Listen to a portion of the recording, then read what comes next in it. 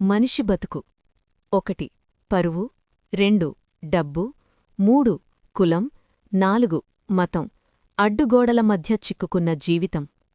ఈ నాలుగే మనిషిని నడిపిస్తుంది, బతికిస్తుంది, చివరకు చంపేలా కూడా చేస్తుంది, చచ్చేలా చేస్తుంది. ఈ 4 జీవితంలో ప్రధానమైపోయాయి. ఇవి లేకపోతే మనిషి లేడు, బతుకులేదు, జీవితమే లేదు అనే స్థాయికి వెళ్ళిపోయారు. నిజంగా ఇవి జీవితంలో అంత ప్రాధాన్యత ఇస్తాయా, లేకపోతే వాటిని మనం జీవితంలో భాగాలు చేసుకున్నామా? ఇప్పుడు చూద్దాం. ఈ సమాజంలో మనిషి నిజంగా తనకోసం బతుకుతున్నాడా, లేక పరువు, డబ్బు, కులం, మతం వంటి బాహ్య అంశాల కోసమా అనేది ఒక పెద్ద ప్రశ్న. 1 పరువు కోసం బతుకు. చాలామంది జీవితంలో ప్రధాన లక్ష్యం పరువు అవుతుంది. ఎవరు ఏమనుకుంటారు అనే భయం వారిని నడిపిస్తుంది. పరువు పోతే జీవితం అయిపోయినట్టే అనుకుంటారు. ఇతరుల అభిప్రాయాల కోసం తాము ఇష్టపడని జీవితం గడుపుతారు. నిజమైన ఆనందం కోల్పోతారు. అసలు పరువనేది బయటవాళ్ళిస్తారు, కాని మన విలువ మనం నిర్ణయించుకోవాలి.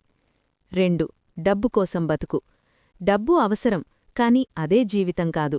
డబ్బు లేకపోతే జీవితం అర్థం లేడనుకుంటారు. సంపాదన కోసం ఆరోగ్యం, కుటుంబం, శాంతి అన్నీ త్యాగం చేస్తారు. చివరికి డబ్బు ఉన్నా ఆనందముండదు. డబ్బు జీవనానికి ఒక సాధనం మాత్రమే, లక్ష్యం కాదు. 3 కులం కోసం బతుకు. ఇంకా కొందరు కులాన్ని తమ గర్వంగా భావిస్తారు.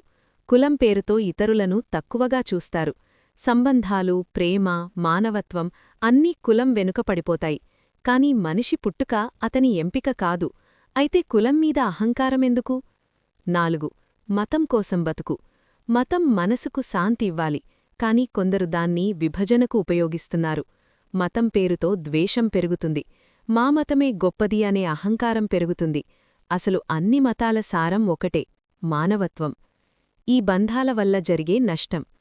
ఈ 4 అంశాల మీద ఆధారపడిన జీవితం భయంతో నిండిపోతుంది. అసూయ, పోటీ, ద్వేషం పెరుగుతాయి. మనస్సులో శాంతి ఉండదు. నిజమైన స్వేచ్ఛ కోల్పోతారు.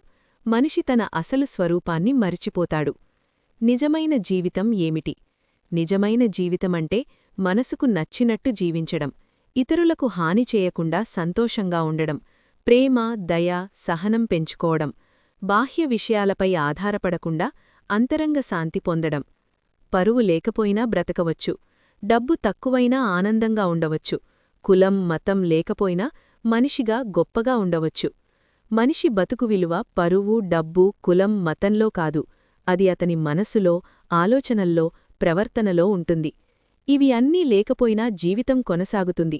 కాని మనసులో శాంతి లేకపోతే ఏదైనా ఉన్నా ప్రయోజనం లేదు.